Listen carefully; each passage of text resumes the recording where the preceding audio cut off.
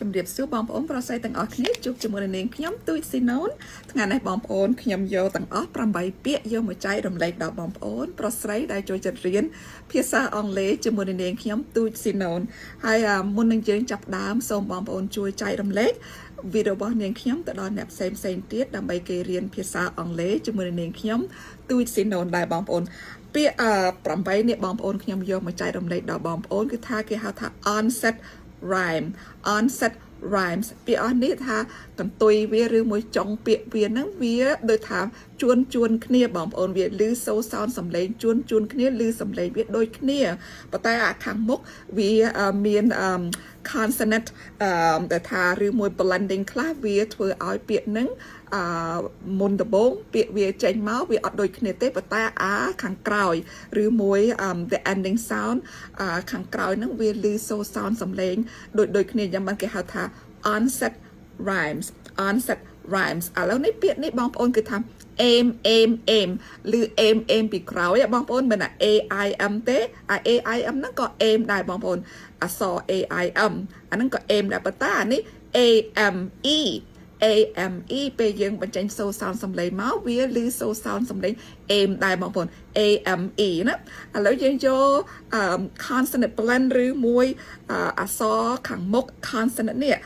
យកមកដាក់ភ្ជញ្ជនៈខាងមុខហ្នឹងយកមកដាក់មកវាឮសូរសោនផ្សេងទៀតអូខេបងប្អូនឥឡូវពាក្យទី1បងប្អូនអានេះខ្ញុំបានយកចែករំលែកបងប្អូនមុនដែរប៉ុន្តែខ្ញុំយកពាក្យនេះមកសារឡើងវិញដើម្បីបូកសរុបជាមួយពាក្យផ្សេងទៀតគេឮសូរសោនសំឡេងគេថា onset rhyme ហ្នឹងពាក្យទី1 blame ណា aim ពីក្រោយបងប្អូនឮសូរសោន aim នេះ blame ហ្នឹងគឺថាស្ដីបន្ទោសពាក្យទី2 came ហ្នឹងគឺថាបានមកទៅហើយពាក្យទី3បងប្អូន fame ហ្នឹងគឺថាភាពល្បីល្បាញរបស់យើងបងប្អូន fame ពាក្យទី4 flame គឺថាអណ្ដាតភ្លើង flame អណ្ដាតភ្លើងពាក្យទី5 frame FR បងប្អូន FR ហ្នឹង pronunciation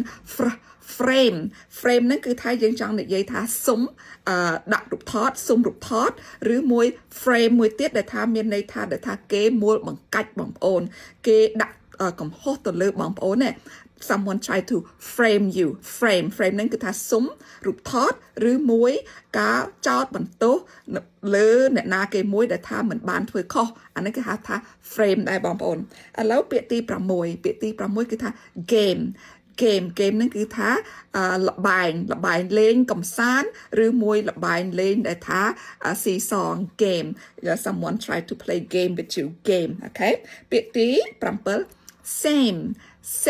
ហ្នឹងមានន័យថាដូចគ្នាស្រដៀងគ្នាឬមួយដូចគ្នា same ដល់ពាក្យទី8បងប្អូន shame ហ្នឹងគឺថាខ្មាស់អៀនការខ្មាស់អៀនឥឡូវនេះបងប្អូនរៀនពាក្យអស់នេះជាមួយនឹងនាងខ្ញុំនឹងដាក់ពាក្យនីមួយនៅក្នុងប្រយោគខ្លីៗចែករំលែកដល់បងប្អូនប្រុសស្រីដែលចូលចិត្តរៀនភាសាអង់គ្លេសហើយសូមបងប្អូនមើលបបោមាត់នាងខ្ញុំហើយការបញ្ចេញសូរសោនសំឡេងនាងខ្ញុំនៅក្នុងពាក្យនីមួយពាក្យទី1 blame ហ្នឹងគឺថាស្ដីបន្ទោស okay if you want to blame someone okay make sure you have evidence to back up because you cannot just pointing your finger and blaming someone so before you blame someone you need to have your reason or more you need to have your evidence making sure that you have evidence to present blame ហ្នឹងគឺថាស្ដីបន្ទោសមុននឹងយើងស្ដីបន្ទោសអ្នកណាគេមួយយើងត្រូវមានផុសតាំងឲ្យត្រឹមត្រូវឬមួយយើងចោទអ្នកណាគេអីបងប្អូន accuse someone ឬមួយ try to blame someone on something you need to have evidence អានេះគឺថា blame ហ្នឹងគឺថាស្ដីបន្ទោសយើងត្រូវឲ្យដោយសារយើងនេះធ្វើខុស okay if they blame you meaning you did something wrong so you need to accept reality ឬមួយ accept your responsibility so ពាក្យទី came นั่นคือថាបានមក oh let me see I came to this country for 40 years now ខ្ញុំបានមកនេះនៅក្នុងប្រទេសសហរដ្ឋអាមេរិកនេះ40ឆ្នាំហើយ I have come បើសិនយើងដាក់ have ពីមុខយើងត្រូវដាក់ come ប៉ុន្តែបើសិនតែយើងអត់ដាក់ have ពីមុខទេយើងថា I came to this country when I was 11 years old ខ្ញុំបានមកប្រទេសនេះកាលខ្ញុំអាយុ11ឆ្នាំ so I came to this country when I was 11 years old came ហ្នឹងគឺថាបានមកឥឡូវពាក្យទី3បងប្អូន fame don't let fame go into your head and be arrogant about yourself or be arrogant to people so you need to learn to be humble as always កុំឲ្យភាពល្បីល្បាញការល្បីល្បាញរបស់អ្នកចូលនៅក្នុងខួរក្បាលអ្នកឲ្យធ្វើដើររឹកធ្វើពើងធ្វើអីធ្វើរឹកគ្រាន់បើជាងគេទៅលិចទៅកើតទៅធ្វើថាខ្លួនឯងនឹងល្អជាងគេយើងត្រូវតែចេះដាក់ខ្លួនបន្ទន់ខ្លួនបន្ទន់ខ្លួនដើម្បីឲ្យគេញាតិមិត្តបងប្អូន fan followers ចូលចិត្តរឹកតែស្រឡាញ់ថែមទៅទៀតយើងមិនត្រូវ you know be arrogant and then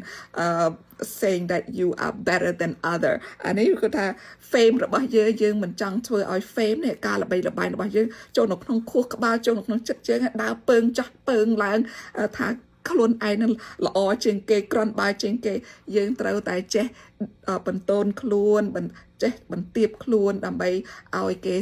ស្រឡាញ់រឹតតែច្រើនឡើងអូខេ don't let fame goes into your head យើងមិនចង់ឲ្យភាពល្បីល្បាញរបស់យើងចូលនៅក្នុងខួរក្បាលរបស់យើងថាយើងនេះល្អជាងគេក្រាន់បើជាងគេធ្វើរឹកធ្វើពីបងប្អូន you need to humble yourself អូខេអានឹង fame ហ្នឹងគឺថាភាពល្បីល្បាញឥឡូវពាក្យទី4បងប្អូន flame ហ្នឹងគឺថាអណ្ដាតភ្លើង for example when you are burning something, right? You're gonna see the flame, okay? The flame, whether it's a big flame or a small flame, you will see the flame,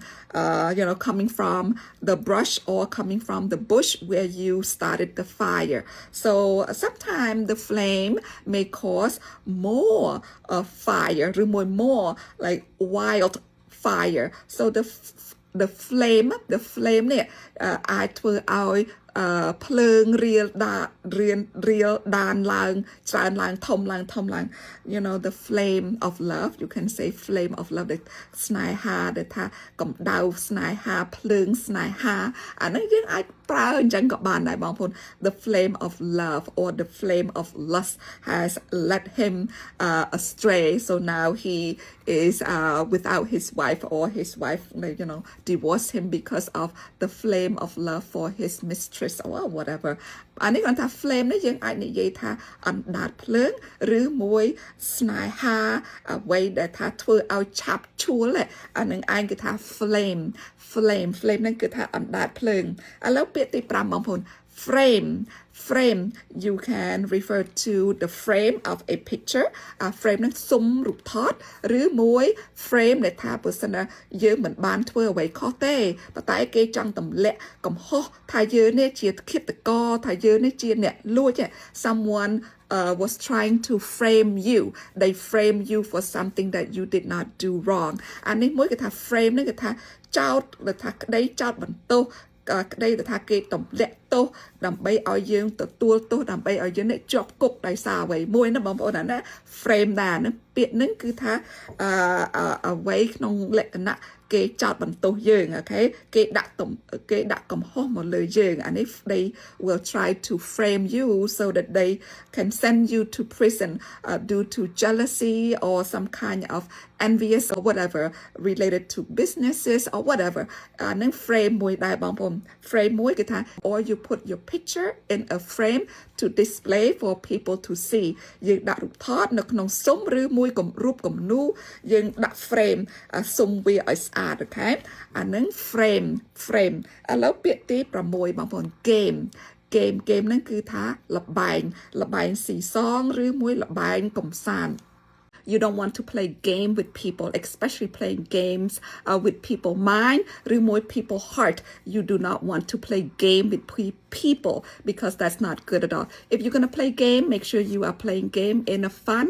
more like entertaining something that you do with your friends so that you can entertain yourself or having fun together playing game with people especially emotional psychological game is not good at all ឥឡូវពាក្យទី7បងប្អូន same ហ្នឹងគឺថាដូចគ្នាអ្វីៗដែលថាមានន័យថាដូចគ្នា you and I may not be the same ខ្ញុំហើយនឹងអ្នកមិនដូចថាមិនដូចគ្នាទេ we may not be the same however there are some things that we may like ប៉ុន្តែអ្វីខ្លះដែលថាយើងចូលចិត្តចំណង់ចំណូលចិត្តរបស់យើងប្រហែលមានដូចគ្នាខ្លះ we may not be the same coming from the same family however we might like the same thing យើងថាមិនមកពីក្រុមគ្រួសារដូចគ្នាប៉ុន្តែយើងអាចថាចូលចិត្តអ្វីចូលចិត្តស្តៀងគ្នាដែរOkay អានឹង same ហ្នឹងដូចគ្នា you and I are we the same បងប្អូនដែលថាកំពុងមើលខ្ញុំតើបងប្អូនមានលក្ខណៈអីខ្លះដែលថាស្រដៀងនឹងខ្ញុំឬមួយដូចខ្ញុំ What are some things that you and I might be the same you can put in the comment below same ហ្នឹងគឺថាដូចគ្នាពាក្យទី8 shame ហ្នឹងគឺថាខ្មាស់អៀនFor example, some people, they have no shame at all. អ្នកខ្លះបងប្អូនអត់មានការខ្មាស់អៀនទេដូចថាធ្វើអ្វីធ្វើដូចថានេះហ្មងដូចថាមិនមានការខ្មាស់អៀននៅក្នុងខ្លួនសោះឡើយដូចធ្វើអត់មានថាក្រែងចិត្តគេឬមួយខ្មាស់អៀនអ្នកចិត្តខាងទេធ្វើអីដូចថារំលោភសិទ្ធិគេហ្មងបងប្អូន some people they have no shame at all they bully other people or they do things that are very inconsiderate they do not think of other people at all those people are the people who have no shame in their heart okay or in their mindមនុស្សអស់នោះឯងគេមិនមានការខ្មាស់អៀនគេធ្វើអ្វីដែលថារំលោភសិទ្ធិអ្នកចិត្តខាងឬមួយអ្នកផ្សេងទៀតដោយសារគេអត់គិតដល់អ្នកចិត្តខាងមកថាមិនក្រែងចិត្តគេសោះឡើយបងប្អូន those people you do not want or you don't want to be neighbors ឬមួយ you do not want to be friends with because they have no shame in embarrassing you or bullying you or putting you down so those people have no shame ហ្នឹងគឺថាខ្មាស់អៀនជាបុគ្គលម្នាក់ខ្ញុំនឹងខំសិក្សាធ្វើអ្វីដែលថានៅក្នុងក្រោមសិលធម៌គុណធម៌ទំនៀមទម្លាប់ខ្មែរយើងខ្ញុំមិនចង់ធ្វើអ្វីដែលថាធ្វើឲ្យអាម៉ាស់ឬមួយដែលថាឲ្យខ្មាស់គេខ្មាស់អៀនធ្វើឲ្យក្រុមគ្រួសារខ្ញុំខ្មាស់អៀនគេមានការអាម៉ាស់សោះឡាយបងប្អូនអានេះមួយដែលថាយើងជាស្ត្រីខ្មែរឬមួយយើងជាជនជាតិខ្មែរយើងត្រូវធ្វើអ្វីដែលថាលើកស្ទួយលើកស្ទួយប្រទេសជាតិរបស់យើងមិនចង់ឲ្យមាន shame មកដល់ប្រទេសជាតិរបស់យើងទេអានេះមួយដែលថាយើងជាខ្មែរយើងត្រូវតែខិតខំ promote our country we do not want to bring shame to our country so when we do things we need to be thoughtful and be considerate of other people so that we can show the people around the world what type of people or Cambodian as what type of people we are អានេះមួយដែលថាបងប្អូនអាចធ្វើបងប្អូនយើងធ្វើម៉េចដើម្បីជួយលើកផ្សព្វផ្សាយប្រទេសជាតិរបស់យើងអូខេយើងមិនចង់ឲ្យធ្វើម៉េចដើម្បីធ្វើឲ្យប្រទេសជាតិរបស់យើងខ្មាស់គេបងប្អូនអានេះមួយដែលថាយើងត្រូវតែកាន់ជាប់នៅក្នុងបេះដូងរបស់យើងដើម្បីឲ្យយើងជួយឲ្យគេឃើញថាប្រទេសជាតិរបស់យើងជនជាតិរបស់យើងគឺថាល្អមែនតើអានេះសង្ឃឹមថាបងប្អូនប្រុសស្រីទាំងអស់គ្នារៀនពីអស់នេះជាមួយនឹងនាងខ្ញុំបានខ្លះឥឡូវសារឡើងវិញ number 1 blame number 2 បងប្អូន came ពាក្យទី3 number 3 fame ពាក្យទី4បងប្អូន flame ពាក្យទី5 frame អូខេ frame ពាក្យទី6 game ពាក្យទី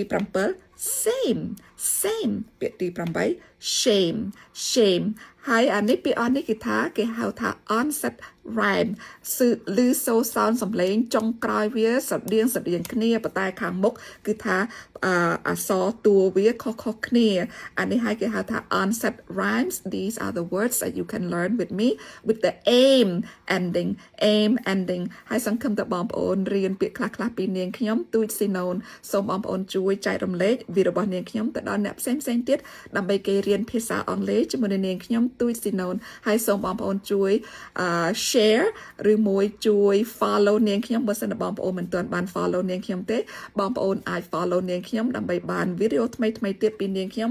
ទូចស៊ីណូនអរគុណច្រើនបងប្អូនជួបគ្នាលើក្រោយទៀតបាយបាយ